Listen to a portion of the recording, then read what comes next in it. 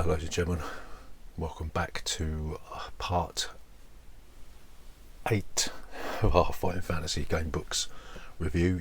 We've been running through all the Fighting Fantasy books, and we've, in our past 7 episodes, we've finished all the core books, all the green spines, all the standard Fighting Fantasy books. So now we're going to move on to the Sorcery epic, and it truly is an epic thing. So yeah, we'll run through these 5 books, our 5 books. So we'll see you in a sec.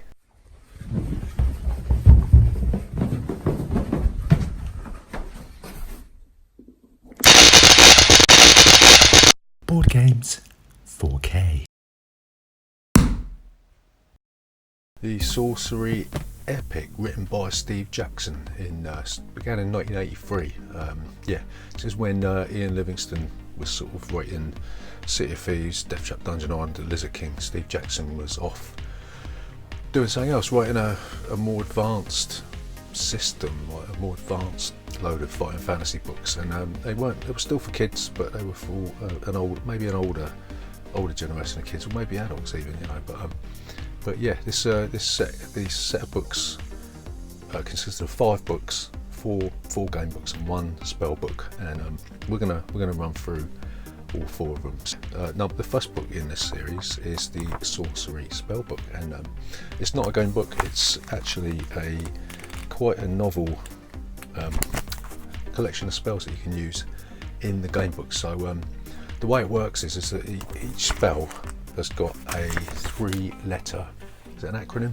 I don't know, a 3-letter word, or 3 letters, and you've got to memorise all of these. Well, not all of them. You've got to try and memorise these spells and what they do and what components you need to cast these spells. And throughout the books, you'll be given a list of spells, and you'll be able to choose one. But what Steve Jackson's done, he's included some red herrings in there, so you might think, you might want to cast Zap or Gak or whatever, and there's something in there called Bum or something, and you cast the wrong spell and you get a stamina damage, or something else might happen to you. So yeah, that's the way it works.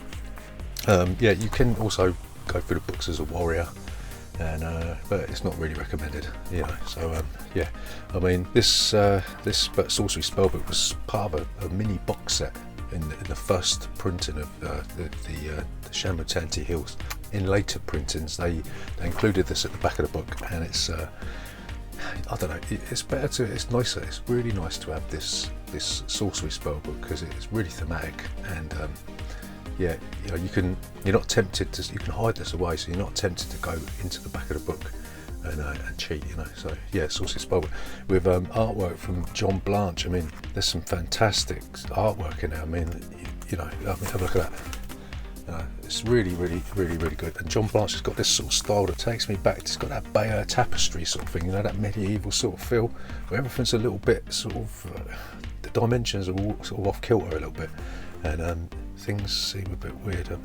The really, really sort of weird facial expressions in the book. And I think that for me, it's the John Blanche artwork that really makes this series stand out. Let's get on to the first instalment of the Sorcery epic. The epic itself is like a 4-part adventure, and they can be played individually, but what you really meant to do is play through them sequentially. So you play through the first one, and then you take the same character and you take them into the second one, and then into the third, and then the fourth, and you keep all your equipment, all your stats and everything, and then you take them into the final adventure. So you sort of a nice sequential progression. I mean, that was just outstanding. I mean, it seems to me like, back then, they would play D&D, and they knew that they had this idea about campaign progression, experience points and all that sort of thing. So Steve Jackson tried to incorporate that into these books, And for me, this series is a lot different. It's a lot more sort of advanced, and it seemed to me, I've always had this thought that Steve Jackson is completely, it's like the antithesis of Ian Livingstone. Ian Livingstone is this visceral, character with the you think about the Blood Beast, and it's all about hack and slash, and then Steve Jackson comes up with this sort of thing, and it's cerebral. It's more thinking. There's more thinking puzzles involved, And anyway, so the first book in the series is the Shamutanti Hills, and I think that's George Best, isn't it? On there, is it? I don't know. So what's happened is that the Crown of Kings, the artifact that protects the whole of the Karkabad, I think it's called. The whole of the land has been stolen by the Archmage of Mangpang. Yeah.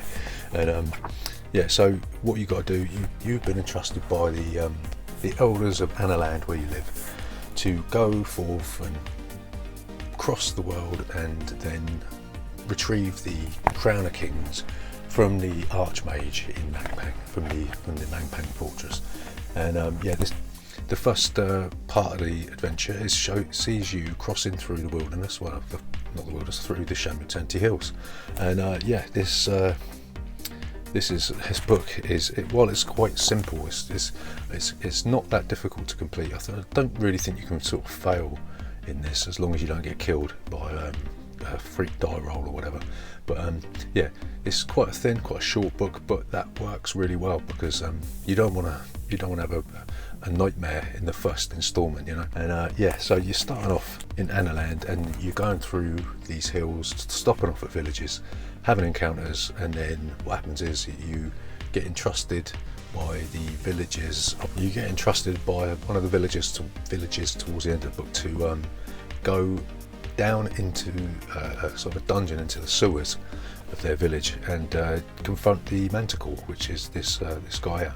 And so you don't necessarily, I don't know if it's essential that you do it, but you get extra bonuses if you do it. And there are some, one of the things about Steve Jackson is that he loves to create his own creatures, so it's not just bog standard orcs, bugbears, goblins, but you've got things like the Snatter Cat, you've got the in this one you've got Yan the Minimite. It's absolutely fantastic. You come across this sort of fairy creature called the Minimite, Yan the Minimite, and it's all good. You're like, wow, this is amazing, somebody to talk to, blah blah blah blah blah, but you can't cast magic spells while you've got this like Minimite floating around.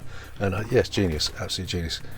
So so you're going through all these villages, and they've all got names. I think I said in one of the previous videos, Steve Jackson spent some time in Thailand, and I think that's where some of the names like Kantopanai and all the other villages come from. And so you're going through all these villages, and there's one called Dumpfus, I think it's called, and you come across some people with leprosy, and it's quite clever that all these other villages like Kantopanai and Terepanai, and the one that hasn't got that sort of style of name, Dumpfus, is the one you want to avoid. So it's really clever. And you go through the hills. It's really, really well detailed. It's almost like you can taste the dew in the morning, when you're strolling through this book. And you got this magical artwork by John Blanche. Really detailed stuff. It's absolutely out of this world. Some of these pictures, it really is wonderful stuff. And the fact that this book is easy, it sort of eases you into a full sense of security, in a sense. And the Shamutanti Hills Sorcery Epic Part 1 is a fantastic book. So Part 2 of the Sorcery Epic is Kharé, the City Porter Traps, and I had my original book nicked somehow, so I had to go out and buy another one, and it really annoys me that I've sort of lost the red thing at the top there, but I could go and buy another one, but it's Kharé City Porter Traps. So you've come across the Shamutanti Hills, you've killed the Manticore, you've saved the village from certain death and destruction, and you've got to make your way through Kharé City Porter Traps, because you can't cross, there's no way of crossing the river. So it's like sort of City of Thieves plus, I suppose. You're going through this medieval sort of city, and you realise that to get through the North Gate, you've got to, it's locked by a magical spell. So you've got to find the lines of the spell, and they're tucked away in different places. And yeah, this one, I don't think we've ever completed this. I've always had trouble with this one, and it's rock solid. I mean, you remember this one, right? Yeah, the idol. I mean, if you can remember how to sort that idol out, you need a medal. But yeah, I mean, this one is full of gems. I mean, you've got the red eyes in this, you know, and it even spells like the word jail in the correct English spelling with the G-A-O-L. You know, it really is a fantastic read. So yeah, you got some wonderful encounters in this one. So you got the living corpse, you know, the dead body that's been split into loads of different parts. You know, you got the flayer, which is the sort of thing with the octopus head with the tentacles. You got the bronze statue in this one. You know, you got the red eyes that can shoot laser beams from their eyes. I mean, it's just full chock-a-block of quality descriptive writing and some absolutely wonderful pictures. You know, again, John Blanche, you know, there we go. Yeah, John Blanche, it's just full of detail. There's just so much detail in there. I mean, you could just, every time I read this, I just keep coming back, and you see different, like little things in the pictures that you haven't seen before. You know, like look at the detail in that picture there. Look, I mean, it's just absolutely astonishing. But yeah, Kharé Sequential Traps is absolutely rock solid. It's really hard to get through this one, but if you manage to do it, then you're well on your way, because there's so much stuff in here. I love this book. It's just an absolutely amazing book, and yeah, it's just a shame I had my original copy thieved. So if you're lucky, you manage to negotiate the perils and the traps in Kharé, and you found the four lines of the spell that open the north gate, and you're out into the Badu back plains, I think it's called. I think you're out on the backlands, and I forgot to tell you that forgot to mention this, that there's another little thing in here. Is that Libra, the goddess of justice, is helping you on your way, and she grants you one audience, one favour per adventure. So you're in the backlands, you're going across the Badu back plains to get to Manpang, and the Archmage realises what you're up to, so he lets loose his 7 serpents to hunt you down and to kill you. And as you progress through this book, you encounter these 7 serpents, and you need to do certain things. They're all unique, and you know, some of them might either be deal with fire or water or whatever, but they're all unique. They each need something different to knock them off. And again, this book is full of descriptive writing. It's got a unique atmosphere. It really, I mean, that's one of the things about the Sorcery epic, is each book is a completely unique adventure, but you've got this campaign running through it, and it's so evocative of that sort of early Dungeons and Dragons fantasy. It really is good, you know. And this one is really solid, really hard to complete. You know, you're gonna have to, you've got to have completed the other 2 books to get anywhere near completing this. I don't think you could. It's very difficult to complete on its own, and by this time you should really know a lot of the spells in the Sorcery spell book. So yeah, 7 serpents. Probably, if I had to be brutally honest with you, probably not the strongest. Probably maybe the weakest book in the 4. But I mean, it's still way up there compared to some of the other things. And you know, the fact that this is sort of more advanced, maybe a bit more, how do you put it, intellectual, I suppose. Like we said, cerebral, didn't we? And yeah, it's an astonishing achievement up to this point. What year was this? 1984, was it? It's an astonishing achievement. I mean, yeah, 1984. So yeah, the 7 serpents, and we're well on our way to glory. So here we go. We're finally, after what is it, 1985, almost a year after 7 serpents, we have the Crown of Kings, and this, look at that, it's a monster. At the time, that was unprecedented. I think there's 800 references in there, and the writing's really quite small. So we've been waiting for this for ages, and yeah, we got the Crown of Kings, which is it's the magnum opus of Final Fantasy, this one, I think. And we've made our way through the Badu back plains, through the backlands, and we're now at Mangpang. We've got to work our way up through the mountains to the Mangpang fortress. And the thing that sets this apart is that if you haven't dispatched the 7 serpents, then the Archmage knows you're coming, so it's in your interest to play the one before this.